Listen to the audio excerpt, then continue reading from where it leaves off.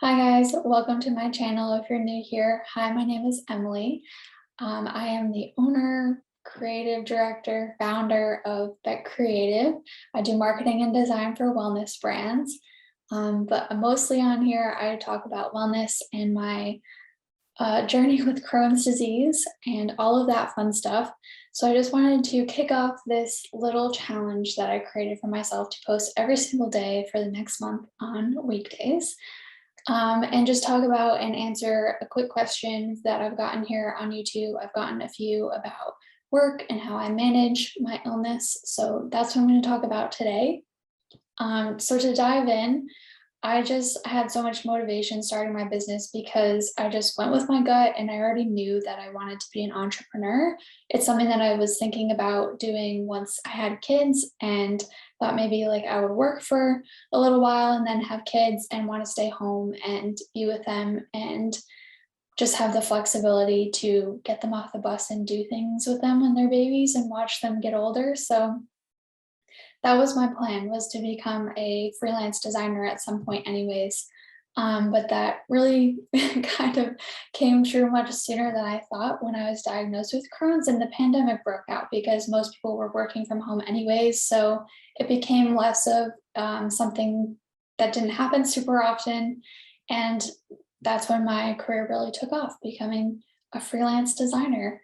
And the nice thing about that is that it gives me a lot of time for myself and flexibility. So I do find it super helpful when I have doctor's appointments in the middle of the day. I don't have to ask for time off. So I will just say that.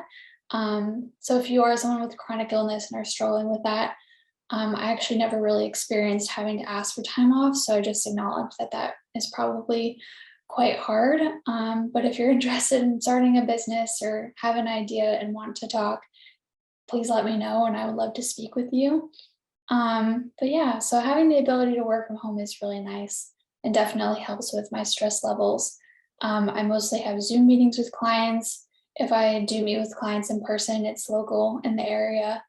Or I just get to make a trip out of it, which is super awesome. So a couple of tips and tricks that I have for managing work with a chronic illness would be meditation as my number one tip. You've heard me mention it on here a couple of times at least, and on my Instagram. I love Insight Timer and To Be Magnetic. I will post a blog post with this and make some links so that if you guys want to check those things out, those will be in the blog post linked below. Time blocking has been amazing. Again, most of these things are not going to work for everyone. Just find what works for you and pick and choose and do your research on what wellness hacks might work for you. But time blocking has really been amazing for me during the work week, where I just block out from when I wake up to when I go to sleep, including time for lunch, time for a walk, making sure I get outside every day, or since it's been cold, it's been winter, mostly like going to the gym or the sauna and doing things like that. Just to make sure that I get that time and space away from my laptop, because there were days where I was spending like 10 or 12 hours even working on my laptop. And I love to watch YouTube videos and TV, which is very accessible on my laptop. And so I had to make sure that I wasn't spending my downtime also on my computer. So that's been really helpful. Having a weekly check-in. So every Friday, I kind of look back at the week and see what I accomplished and what I didn't and set up my week for the next week.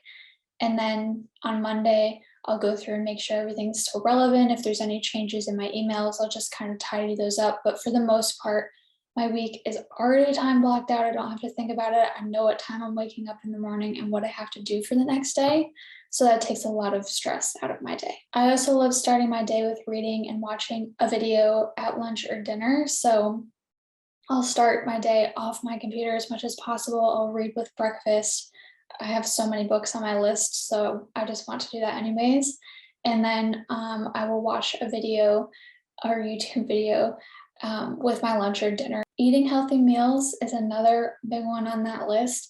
I also time block out my grocery runs, and I try to do that at the beginning of the week when the produce is a little bit fresher, and in the morning when I know that not a lot of people are going to be there, because I've gone in the evening when I want to get vegetables and all of that good stuff, and it's all sold out because everyone wants the organic blueberries and they're always gone in the evening. So I just make sure to time block time for me to go to the grocery store in the morning. And also that kind of like serves as like self-care time because I love doing that. And then lastly, my two pieces of advice would be to slow down before you need to and be unapologetic about your time, especially if you're in a job where you're not your own boss.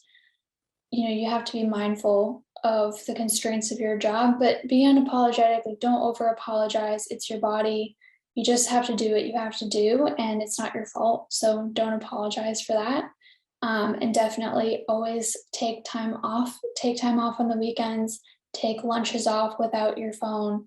Just slow down and meditate as much as possible before it becomes a problem and you burn out or you have a panic attack that causes a flare. And then what holds me accountable is thinking about hustle culture and how toxic that is.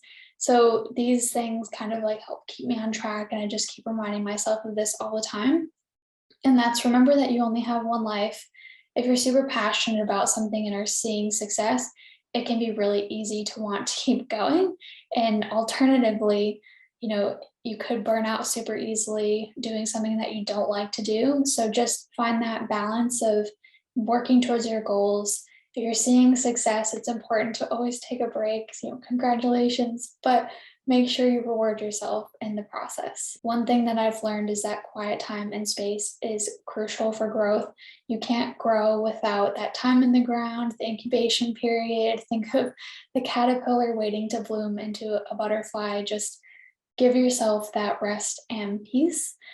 And if you're feeling anxiety about a break, that probably just means that it's probably the best time to take one. I felt this lately where I am currently planning a trip to visit my best friend in Germany, and I have not been on a big trip like that, obviously, since before the pandemic.